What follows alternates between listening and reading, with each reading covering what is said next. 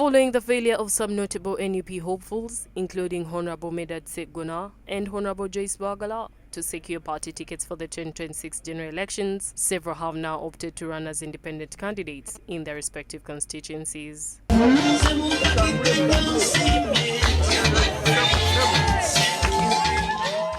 While different reasons have been cited for their loss of the party flag, some members of the National Unity Platform have come out to defend the vetting procedures, describing them as fair and transparent. In an interview with Honorable Ronald Balimwezo, the Nakawa East legislator and Kampala Lord Mayor aspirant, he emphasized that the party's vetting process is precise and consistent, having been practiced over the years.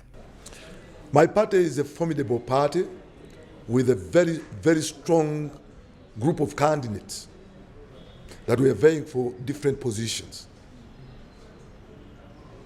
My party has principles on which it operates. We are all aware that, particularly in Uganda, each position had several candidates. For instance, when you go to Wakiso, we had several of them. And like the Bible says, that in Proverbs 18:18, that polls separate 2 or 3 candidates, powerful candidates. For our case, as a party, we had our constitution that was talking about elections, primary elections.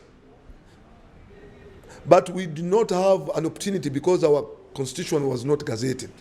And we opted for the method that we used, vetting, which every one of us accepted. And it has not been used for the first time.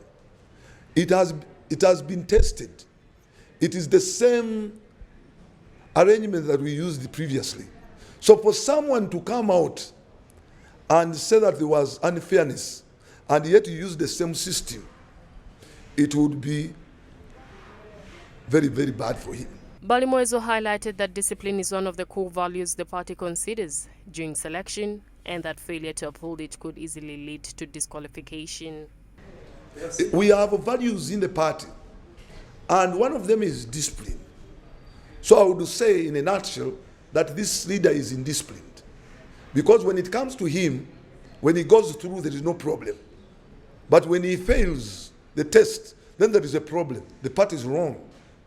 It's absolutely bad. That is being selfish, which is uncalled for.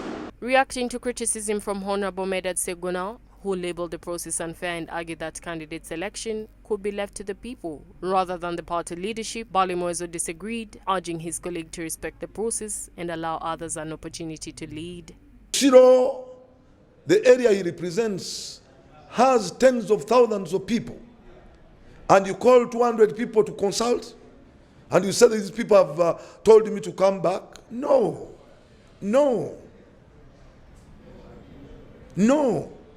In research, that is unacceptable.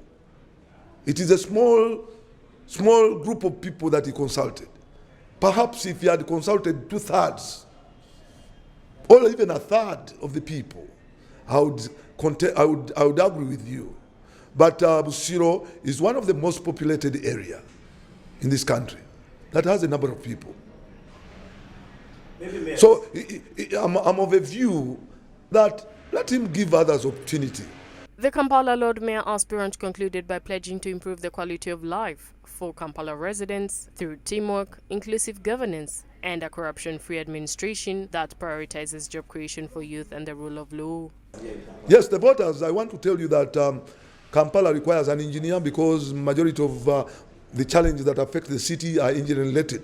And as such, I'm the best candidate that is offering myself for that very important position, where we shall see value for money, where we shall see better road infrastructure, where we shall see creation of jobs for the young people. As internal party politics continue to shape the road to the 2026 general elections, the National Unity Platform faces a delicate balancing act, maintaining fairness and transparency while keeping its members united.